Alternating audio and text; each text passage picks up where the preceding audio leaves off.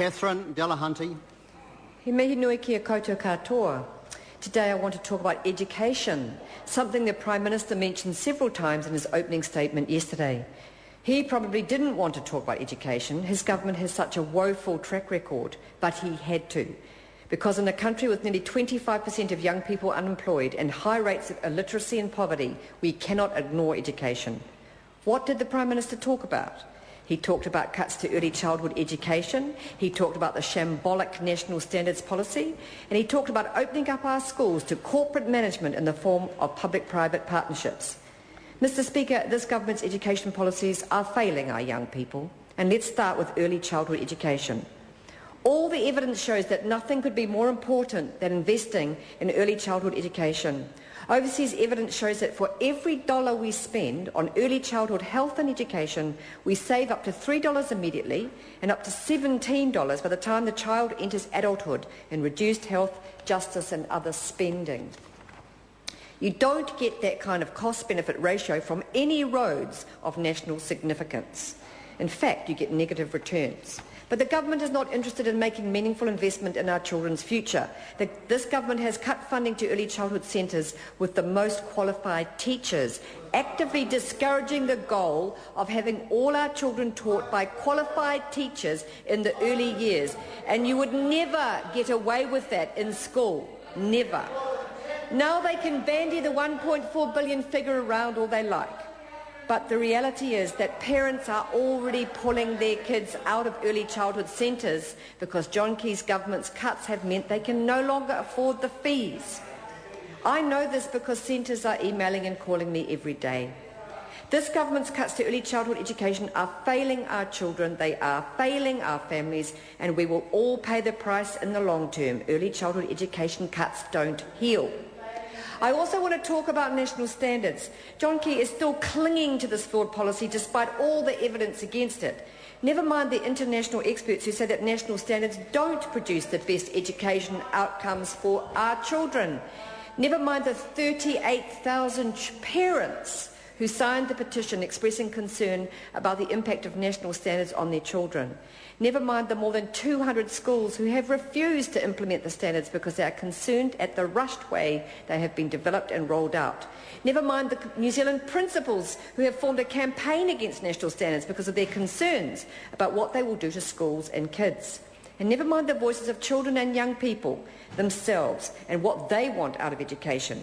It is too easy for politicians and even parents and teachers to forget that these most affected young people have strong opinions and valuable ideas of what they need from a real education. I have always valued the opinion of students as much as parents and teachers. That's why I started a high school students' union when I was 15 years old. Even now, I cannot forget the boredom and frustration of being a high school student in some of my classes. And I was a relatively privileged Pākehā girl whose family ate Western literature for breakfast. The education system was designed for people like me. But there are many thousands of young people going through it who are not like me, and their voices are important. That's why when I came into Parliament in 2008, I set out to find out what young people themselves need from a real education. I called this the Real Education Project, and over the course of 2 years I have visited 17 schools and learning centres around the country and spoken with young people directly. I asked the same questions at every meeting. What do young people love about school? What do they hate about school? What do they need to know? And what would a real education be like? I launched the findings of this project last week in my report, What is a Real Education? And strangely, nobody raised the issues of NCEA versus Cambridge exams or national standards. Nobody saw assessment as the central issue for their learning. All the young people from all kinds of cultural backgrounds, no matter how alienated from school, wanted to learn and wanted literacy. They were crystal clear about what the barriers are to their learning, and they knew what they needed from teachers to help them progress. The young people I spoke with stressed the importance of the 3 R's, but not reading on its own, or writing or arithmetic. They talked about respect, relationships and relevance. They want their opinions and their culture to be respected. They want good relationships with teachers and other students, and they want an education that is relevant to them, both in terms of content and in terms of methods of learning. Recognition of their culture, language and identity were particularly important to Māori and Pasifika students, And also the fourth R that many of them brought up was resources. I'll never forget students at a public school asking me if it was true that some schools had swimming pools. There are vast disparities in the level of resources available to students at different schools. These kids were amazed to hear about a private school I had visited in Auckland that had a heated swimming pool so that the students in new wetsuits could learn kayaking on warm water. The idea of a free education was very important to the young people I spoke to. They are not preoccupied with our aspirational jargon and measuring methods. They are preoccupied with what it feels like to have someone teach you respectfully and with passion, and they identified some great teachers in their lives. However, I will never forget the boy who said to me, "How can I learn if the teacher hates me?" We might well ask that question of John Key. How can our kids learn if the government doesn't value them? And a few Aspire scholarships to private schools will do nothing to change this. But it's not our kids the government values, it's big business and its narrow ideology. Instead of listening to the views of young people, John Key's government is preoccupied with the privatisation agenda, or to use the new euphemism, mixed ownership model, which can be applied to schools. The Ministry of Education did a cost-benefit analysis of public-private partnerships in education, which showed that it would cost up to $6 million to set up the PPP model and save just $800,000 over 30 years, which is hardly a great investment. The business case has been found wanting, and yet we can expect the tenders for the first public-private partnerships in our schools to start in the next few months, because this government values free market ideology over all else. The Green Party has consistently opposed any moves towards PPPs in our schools, and for that matter in other key areas, unlike the Labour Party, and we will continue to do that. The international evidence and the government's own business case shows that PPPs have no place in our schools.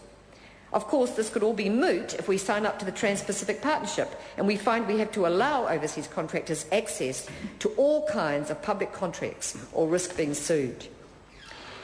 These education policies are failing our young people. Combined with the signalled attacks on welfare, the failure to make the minimum wage a living wage, and the move to restrict university access, they will widen the gap between those who have the most and those who need the most. But what did we expect from a national government? We should not be surprised by these policies, but we should not pretend, like John Key does, that he has the underclass in mind. Let's be honest and just admit that increasing inequality is seen by this government as the natural order. There is much that could be done in the area of education to close these gaps. I think particularly of students fighting for inclusion with what they call special needs, children with disabilities. I think of children who I met on my discussions around the country talking about bullying, homophobia and racism, and calling for a respectful environment, an environment where they felt that it was safe to call for a real education. They are not obsessed with employment, but they want practical skills for a real world in a respectful manner. We could start with a treaty-based analysis of our education system, because there are issues to resolve there. And then we should also commit to universality of access for everyone. Because actually, from early childhood through to high school to university, universality is better at targeting the vulnerable than particular niche policies which sound nice in the media but do nothing for the overall vulnerability of more and more poor families in need. But in fact, Mr. Speaker, if we were to do that, we would have to admit something very fundamental, that it would have to matter more to spend that money in education than to build roadways of national significance, and it would have to matter more than tax cuts for our mates. Kia ora koutou.